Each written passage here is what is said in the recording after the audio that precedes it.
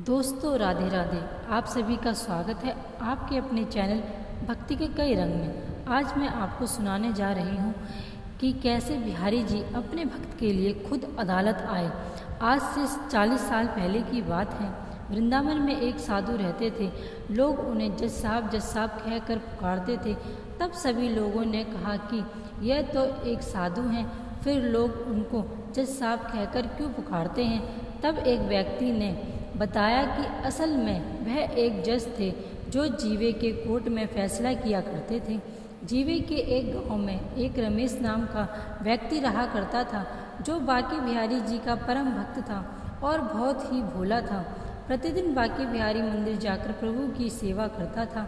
एक दिन की बात है, रमेश को उसके पिताजी ने बुलवाया और कहा कि बेटा, तुम्हारी बहन की शादी करनी है, करने के लिए कुछ पैसे चाहिए। तुम जाकर साहूकार से कुछ पैसे उधार ले आओ और उस पैसे से तुम्हारी बहन की शादी कर देंगे। बाद में साहूकार को ब्याज सहित पैसा लौटा देंगे। तुम जल्दी जाकर पैसे ले आओ। रमेश उस साहूकार के पास जाकर कुछ पैसे उधार ले आया और वह पैसे अपने पिताजी को दे दिए। कुछ दिनों में रमेश की बहन की शादी हो गई। शादी के बाद रमेश शहर गया और वहाँ खूब सारे पैसे कमाए और फिर गांव वापस आ गया। एक दिन पिताजी को बोला कि यह पैसे ले लो और साहूकार के सारे पैसे लौटा दो। पिताजी ने कहा, बेटा, तुम पैसे लौटा कर आ जाओ, तुमने ही लिए थे, तुम ही लौटा दो। तब रमेश उसी समय गया और बोला, साहूकार जी, मेरे आज तक का कितना हिसाब है, कितना लौटाना है मुझे। साहूकार ने उसका सारा हिसाब किताब देखकर बताया कि आपके इतने पैसे शेष रह गए हैं। ब्याज सहित रमेश ने वह सारे पैसे उसी समय लौटा दिए। तभी उस साहूकार ने उसे एक पर्ची दी जिसमें लिखा था कि साहूकार ने मेरा सारा हिसाब किताब चुकता किया, उसका कुछ भी शेष बाकी नहीं है। साहूकार बोला, रमेश, इस पर्ची को देख लो। तब रमेश बोला, नहीं साहूकार जी, आप पर भरोसा है, आपसे पैसे भी लिए थे और चुका भी दिए।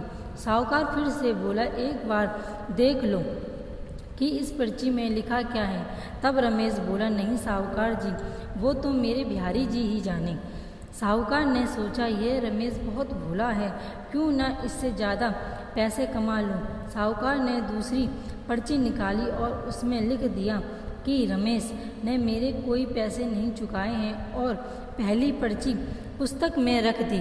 अब दूसरे दिन साहूकार ने रमेश के घर एक तकाता पर्ची भेज दी और साहूकार ने जिसमें लिखा था, अगर मेरे सारे पैसे नहीं लौटाए तो मैं कोर्ट में केस कर दूंगा। यह देखकर रमेश और उसके बाप घबरा गए और समझ गए कि साहूकार उनको फंसाने की कोशिश कर रहा है। वह लोग अपनी जिद पर अड़ गए कि हम लोगों ने तो सारा पैसा लौटा दिया है। आखिरकार साहूकार ने कोर्ट में केस दाखिल कर ही दिया। एक दिन जब कोर्ट का नोटिस रमेश के पास आया तो रमेश कोर्ट गया और वहाँ जज साहब ने उससे पूछा कि रमेश, तुमने आखिर इसके पैसे क्यों नहीं लौटाए। तब रमेश जोर जोर से रोने लगा और बोला, साहब, मैं कुछ नहीं जानता, सब मेरे बिहारी जी जाने। जज साहब थोड़े दयालु थे। उस दिन अदालत का समय खत्म होने के बाद उन्होंने रमेश को बुलवाया और पूछा, जब तुमने उस सेठ को रुपए चुकाए तो तुम लोगों के अलावा और कोई वहाँ था।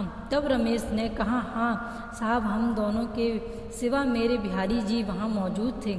जज को लगा कि यह वही गांव का कोई व्यक्ति होगा। जज साहब ने रमेश को जाने को कहा और सोचा, यह गरीब है, क्यों ना मैं ही उस बिहारी के नाम की एक खत लिखकर उसे अदालत में आने को कहूँ। और फिर उसने बिहारी के नाम की चिट्ठी भेजी। डाकिया चिट्ठी लेकर घूमते घूमते परेशान हो गया। उसे बिहारी नाम के किसी व्यक्ति का घर नहीं मिला। फिर उसने एक आदमी से पूछा, भाई, इस गांव में कोई बिहारी नाम का आदमी रहता है। उसने उसे बताया, नहीं भाई, इस गांव में बिहारी नाम का कोई व्यक्ति नहीं रहता, पर यहाँ बांके बिहारी जी का मंदिर है, आप वहीं पता कर लीजिए। डाकिया मंदिर पहुँच गया और पुजारी जी से बोला, यह बिहारी के नाम का खत है। पुजारी ने वह खत बिहारी जी के चरणों में रख दिया और बोला, हे प्रभु, आज तक आपके चरणों में कई सारे पकवान, आभूषण, वस्त्र आए हैं, पर पहली बार आपके लिए खत आया है। प्रभु, अपने भक्त की लाज रख लेना और उसे बचा लेना। आखिर वो दिन आ ही गया जब प्रभु को कोर्ट जाना था। रमेश सवेरे सवेरे मंदिर गया और प्रभु के दर्शन किए और बोला, आपको पता है ना आपको कोर्ट आना है, मैं आपका इंतज़ार करूँगा। फिर रमेश कोर्ट चला गया। जज साहब ने कोर्ट में कहा, सिपाही बिहारी को बुलाओ। सिपाही ने कोर्ट में आवाज़ लगाई, बिहारी हाजिर हो, बिहारी हाजिर हो। तब सामने से एक बुजुर्ग व्यक्ति आता दिखाई दिया, जिसके हाथ में बांसुरी और मुख पर तेज था। जज साहब ने उनसे पूछा, आपका नाम क्या है? वह व्यक्ति बोला, मैं बिहारी हूँ। जज साहब बोले कि क्या आप उस दिन वहाँ मौजूद थे जिस दिन रमेश ने सेठ के सारे पैसे लौटाए थे?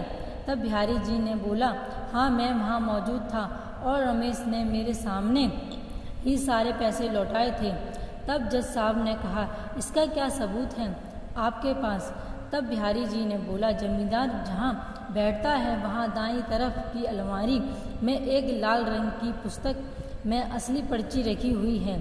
जज साहब ने तुरंत ही सिपाही को जमींदार के घर भेजा और वहाँ पर्ची ढूंढने के लिए कहा। उसके बाद वो पर्ची जब लेकर आया तो उन्होंने पर्ची जज साहब को दे दी। जज साहब को सारा किस्सा समझ आ गया।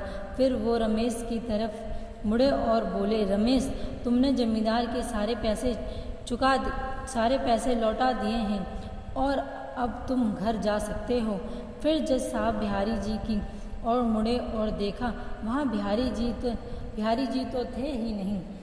तब जज साहब बोले, रमेश, बिहारी कहाँ गया?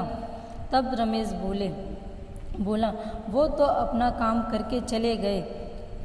तब जज साहब ने पूछा, रमेश, ये बिहारी कहाँ रहता है?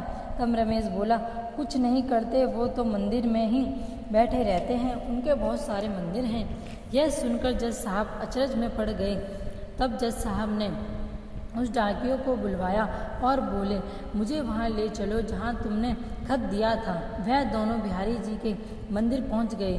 वहाँ जाकर जज साहब ने पुजारी जी से पूछा, बिहारी कहाँ है जो कोर्ट आया था? तब पुजारी बोला, वह तो खुद बाके बिहारी जी थे। यह सुनकर जज साहब रोने लगे और बोले, मैंने उन्हें खड़ा रखा जिनकी अदालत में सब खड़े रहते हैं। वो मेरी अदालत में आए और मैं उन्हें पहचान भी ना सका और उनके सामने मैं बैठा ही रहा। यह सोचकर जज साहब बहुत रोने लगे, फूट फूट कर रोने लगे। दोस्तों, अगर आप